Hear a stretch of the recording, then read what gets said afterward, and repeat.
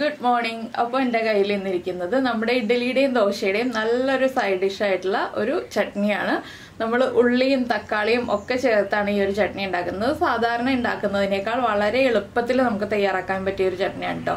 അപ്പോൾ നിങ്ങൾ എല്ലാവരും ഈ ഒരു ചട്നി ട്രൈ ചെയ്തിട്ട് ഫീഡ്ബാക്ക് ഒക്കെ അറിയിക്കുക. നമുക്ക് എങ്ങനെയാണ് നമ്മുടെ ഉള്ളി തക്കാളി ചട്നി തയ്യാറാക്കുന്നത് നോക്കാം.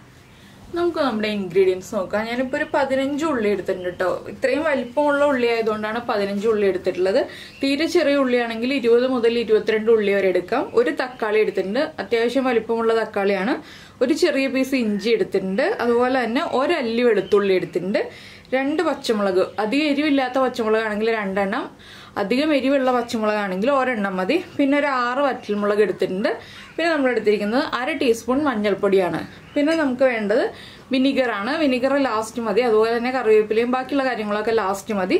ആദ്യം നമുക്കിതൊന്ന് അരച്ചെടുക്കണം. തക്കാളിയും ഉള്ളിയും ഈ വറ്റൽമുളകും പച്ചമുളകും വെളുത്തുള്ളിയും ഇഞ്ചിയും എല്ലാം ചേർത്ത് അരച്ചെടുക്കണം.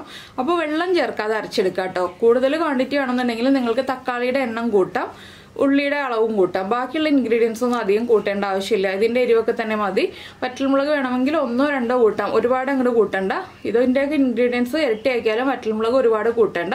പിന്നെ നമുക്ക് എരിവൊക്കെ ബാലൻസ് ചെയ്യാനായിട്ട് ലാസ്റ്റ് നമ്മൾ എപ്പോഴും ചേർക്കുന്ന പോലെ പഞ്ചസാരയും കൂടി ചേർക്കണം.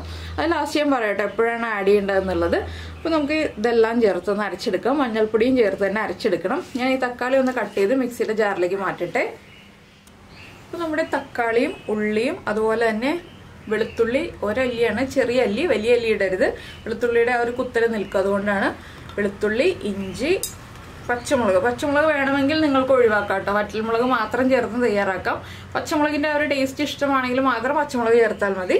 പിന്നെ നമ്മുടെ വറ്റൽമുളക്, അതുപോലെ തന്നെ മഞ്ഞൾപ്പൊടി, പിന്നെ നമ്മുടെ ചട്നിക്ക് ആവശ്യമായിട്ടുള്ള ഉപ്പ്, ഒരു 1/2 ടീസ്പൂൺ ഉപ്പ് ചേർക്കുന്നുണ്ട്. ഇത്രയും ചേർത്ത് നമുക്ക് നന്നായിട്ടൊന്ന് അരച്ചെടുക്കാം. അരയാൻ ബുദ്ധിമുട്ടുണ്ടെങ്കിൽ മാത്രം 1 or 2 ടീസ്പൂൺ വിനീഗർ ചേർക്കാം. തക്കാളിയൊക്കെ ഉള്ളതുകൊണ്ട് നന്നായിട്ട് അരഞ്ഞു കിട്ടും. അപ്പോൾ ഇതാ ഞാൻ ഇതുപോലെ അരച്ചെടുത്തിട്ടുണ്ട്. ഉപ്പ് നമ്മൾ ചേർത്തതാണ്, അതുകൊണ്ട് ഇനിയിപ്പോൾ ഉപ്പ് ചേർക്കരുത്. ഇനി നമുക്കൊരു പാൻ ചൂടാക്കി എടുക്കാം. അതിലേക്ക് ബാക്കി കാര്യങ്ങളൊക്കെ ചേർത്ത് നമുക്ക് വറവിട്ടെടുക്കാം. അപ്പോൾ പാൻ ചൂടായി വരട്ടെ. അപ്പോൾ നമ്മളൊരു പാൻ വെച്ചിട്ട് പാനിലേക്ക് വെളിച്ചെണ്ണ ഒഴിച്ചിട്ടുണ്ട്. വെളിച്ചെണ്ണയിൽ തന്നെ ഈ ഒരു ചട്നി വറവിട്ടെടുക്കാം കേട്ടോ. വെളിച്ചെണ്ണ നന്നായി ചൂടായി വരുന്നുണ്ട്. ഞാൻ 1 ടീസ്പൂൺ കടുക് ചേർക്കുന്നുണ്ട്. കടുക് ഒന്ന് പൊട്ടി വരട്ടെ. അധികം വെളിച്ചെണ്ണ വേണ്ട, ഞാൻ കുറച്ച് വെളിച്ചെണ്ണ ഒഴിച്ചിട്ടുള്ളൂ. കടുക് പൊട്ടി തുടങ്ങുമ്പോൾ ഫ്ലെയിം കുറച്ച് വെക്കുക. എന്താണെന്ന് വെച്ചാൽ ഇനി നമുക്ക് ചേർക്കാനുള്ളത് കറിവേപ്പിലയാണ്.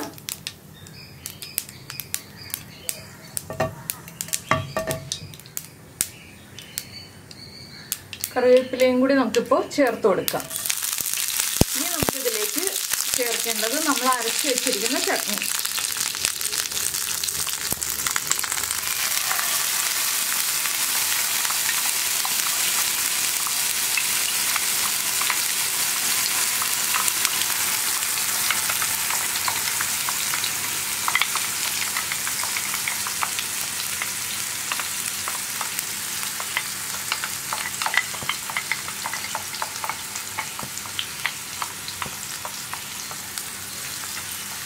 ചട്നി ചേർത്തിട്ട് ഒന്ന് വഴറ്റിയെടുക്കുക കേട്ടോ. ഒരുപാട് വഴറ്റണ്ട, ഒന്ന് ചെറുതായിട്ട് വഴറ്റിയെടുക്കുക. എന്താണെന്ന് വെച്ചാൽ നമ്മുടെ ആ ഉള്ളിയുടെയും മഞ്ഞൾപ്പൊടിയുടെയും ഒന്ന് റോ ടേസ്റ്റ് മാറി വരണം. എങ്കിലും വെള്ളം വറ്റി പോകുന്ന അത്രയും വഴറ്റണ്ട, ചെറുതായിട്ട് ആ റോ ടേസ്റ്റ് മാറി വരണം. നമുക്കിത് ഒരു ദിവസത്തേക്ക് രാവിലെ ഉണ്ടാക്കിയാൽ അപ്പോൾ തന്നെ ഉപയോഗിക്കാവുന്ന രീതിയിലുള്ള ചട്നിയാണ്. നമ്മൾ എടുത്ത് സൂക്ഷിച്ച് വെക്കുന്ന രീതിയിലുള്ള ചട്നിയല്ല. അതുകൊണ്ട് തന്നെ ഒരുപാട് അങ്ങോട്ട് വഴറ്റി ഡ്രൈ ആക്കി എടുക്കേണ്ട ആവശ്യമില്ല. ഈ സമയത്താണ് നമ്മളിതിലേക്ക് പഞ്ചസാര ചേർക്കുന്നത്. എന്താണെന്ന് വെച്ചാൽ നമ്മളിനി ഇതിലേക്ക് വിനീഗറൊക്കെ ചേർക്കുന്നുണ്ട്. അപ്പോൾ ആ ഒരു പുളിയൊക്കെ ഒന്ന് ബാലൻസ് ചെയ്യാനായിട്ട് ഒരു 2 പിഞ്ച് പഞ്ചസാര ചേർത്ത് കൊടുക്കുക. 2 പിഞ്ച് പഞ്ചസാര ഞാനിപ്പോൾ ചേർത്തിട്ടുണ്ട്. പഞ്ചസാരയും കൂടി ചേർത്തിട്ട് ഒന്ന് വഴറ്റിയെടുക്കുക.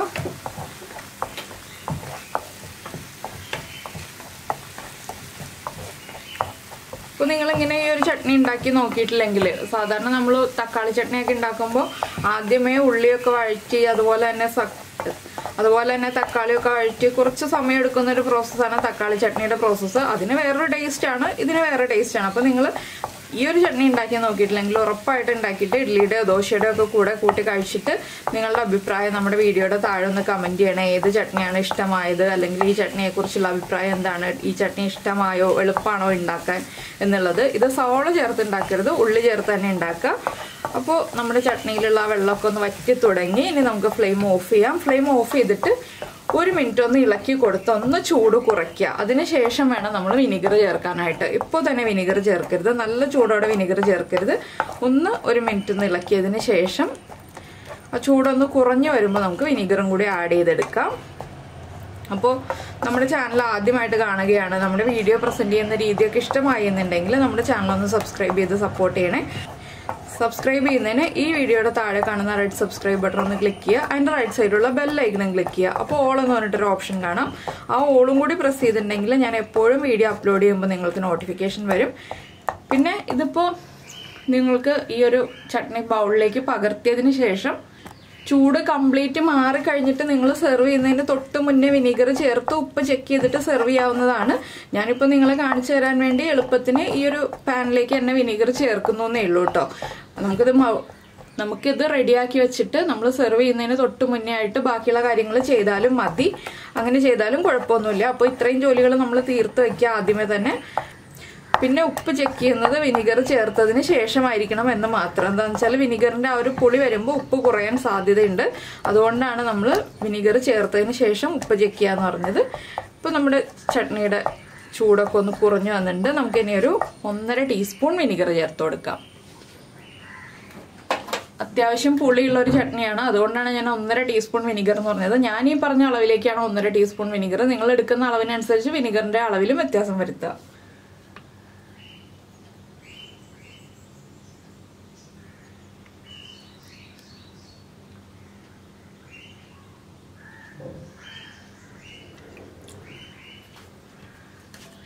ഒന്നര ടീസ്പൂൺ വിനിഗർ ചേർത്തിട്ടുണ്ട്. ഇനി ഇതൊന്ന് മിക്സ് ചെയ്തെടുക്കാം. അപ്പോൾ ദോശയുടെയും ഇഡലിയുടെയും നല്ലൊരു സൈഡ് ഡിഷാണിത്.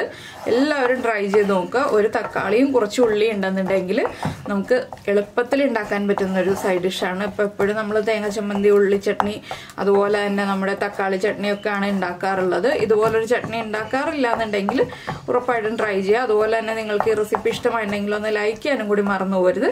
ഞാനിതൊരു സെർവിങ് ബൗളിലേക്ക് മാറ്റട്ടെ. അതിനുശേഷം നമുക്ക് ദോശയുടെ കൂടെയോ ഇഡലിയുടെ കൂടെയോ ചേർത്ത് കഴിക്കാം. അപ്പോൾ നിങ്ങൾക്ക് റെസിപ്പി ഇഷ്ടമായി ഉണ്ടാവുമെന്ന് വിചാരിക്കുന്നു. നമുക്ക് നമ്മുടെ അടുത്ത റെസിപ്പിയുമായിട്ട് വീണ്ടും കാണാം.